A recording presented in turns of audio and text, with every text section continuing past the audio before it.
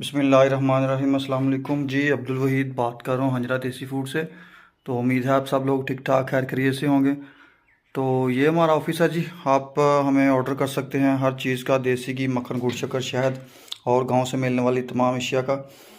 तो जी हाँ, आज हम आपको दिखा रहे हैं कि ये हम 6 किलो का पार्सल है, सॉरी 7 किलो का, जिसमें 3 किलो जो है वो मक्खन है भैंस का, बिल्कुल खालिश मक्खन, और 3 किलो जो है वो देसी घी है, और 1 किलो जो है वो इसमें जो पंजीरी है, हम जो हंजरा देसी घी में पंजीरी भी तैयार करते हैं।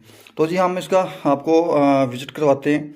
थोड़ा सा ये देखें जी, बिल्कुल खालिश भैंस के दूध से तैयार करदा मक्खन है, और इसके साथ में जो देसी घी है, बगैर किसी मिलावट के घर में बना हुआ बिल्कुल खालिश देसी घी है।